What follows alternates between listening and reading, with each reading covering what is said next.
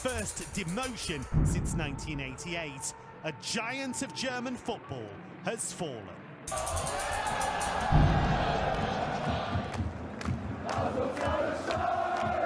So heartbreak once again for Schalke, and the pain of relegation will sting for some time to come. Schalke 04, 7 times Bundesliga champions, 5-time German Cup winners. This is the story of how a once-in-a-generation embarrassment turned into a living nightmare. At the time of making this video, Schalke 04 sit in the relegation zone of Bundesliga 2, and if they don't pick up their form, they will get relegated to the 3rd tier of German football for the first time in their club's history. Schalke's slide into chaos was set in motion during the 2019-20 season. What began as a competitive 5th place standing in the Bundesliga eventually devolved into a dismal run with no wins in their final 16 league games. Bayern München 5, Schalke 0. Haaland back to Guerrero. Oh, delightful! Outside of the boot to make it. Their main issue on the pitch at the time was the fact that they had no real goal scorers, and the team had no unity. They had players like Weston McKennie, Ozan Kabak, Nubel, Nastasic, and Todibo. Rivalries, there are local derbies, and then there is this game, the Revier derby. At the start, they were fighting mother of all derby rivals, Borussia Dortmund, for Champions League football. Can Schalke turn it around? And by the end, they were lucky not to be relegated. But the real storm brewed off the field. The pandemic hit Schalke hard. A meat factory scandal, financial burdens, bad investments, player sales at a loss, and the most shocking of all was the club's controversial demand for fans to provide a proof of need when seeking refunds for season tickets. This would be tough on any club, but Schalke took pride in being a true fans club. They remain one of the few clubs in Germany who haven't used the loophole in the 50+1 rule in order to outsource the club's management to an outside investor. Schalke's decline was swift and staggering, marking a far cry from their Champions League glory in 2010-11, a season in which Schalke had legends like Huntelaar, Raúl, Rakitic, Neuer, and many more. 10 years later, the 2020-21 season saw the club relegated to the 2nd division for the first time in 30 years. It was a disastrous season, marked by 5 managerial changes, a total of mere 16 points, and a staggering goal difference of -61.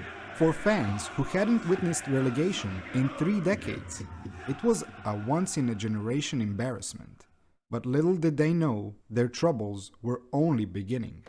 The relegation only made things worse for them financially in the 21-22 season, as they had to sell McKennie, Serdar, Hop, Kabak, Nastasic, Rahman, and many more.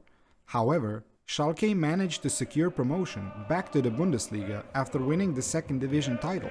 This achievement rekindled hopes for a return to glory. Maybe now things could start going back to normal. But this optimism was short-lived. Mismanagement and ill-advised investments continued to plague the club, resulting in another immediate relegation. While their performance improved compared to the previous relegation, they had a 25 better goal difference and almost double the points. It was little consolidation. Will it be double down for Schalke? Once again, the players they lost, Amine Harit, Zalazar, Bozdoğan, Flick, and many more, were far better than the ones they signed. Lasme, Baumgartel, Kalash, and the most expensive signing for 2 million euros was Ron Schallenberg from Paderborn. Schalke fans really went through a lot by this point. 8 red cards in their first 5 games turned into a 16th place standing after the first 10 matches, which places them in the relegation zone of the 2nd division.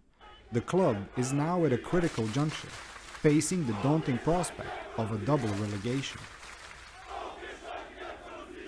Schalke appointed the Belgian Coach of the Year, Karel Geraerts, on October 9, 2023. In their latest game against KSC on the 22nd of October, he lined them up in an unconventional 3-4-1-2, with Simon Terode and Brian Lasme in the front, and Thomas Kallas, Timo Baumgartel and Ralf Farman at the back. Schalke lost 3-0, and the game showed little promise for Schalke fans. But even in these times of trouble, Schalke's fanbase remains strong. They still have over 60,000 spectators per game on average. Schalke 04 is the 7th largest football club in the world, and despite their bad performances on the pitch, they have more members than their regional rivals, Borussia Dortmund. Out of 60 Bundesliga seasons, Schalke competed in 54 of them. Their world-renowned academy gave us world-class players like Manuel Neuer, Leroy Sané, Ilkay Gundogan, Weston McKennie, and many, many more. Despite having 7 titles, Schalke hold the unpopular record for the most Bundesliga seasons without winning the title. The closest they came to breaking the dry spell was in the 2000-2001 season, a season in which Schalke lost the title in the dying minutes of the final match. The woes of Schalke in the 2020s can be attributed to a combination of poor recruitment, questionable transfers, untimely investments, the pandemic, and mismanagement. This generation of Schalke supporters have endured challenging times as this era has tested their patience and loyalty. However, they continue to define the meaning of true fans, backing their club through thick and thin. The question remains, can Schalke turn their season around and avoid the double relegation? Das Ding und der FC Schalke hat es! Der FC Schalke ist Sieger im UEFA-Pokal! Whether they can rediscover their glory days or face 2024 in the Bundesliga 3, only time will tell. Thank you for watching to the end. You're a real one.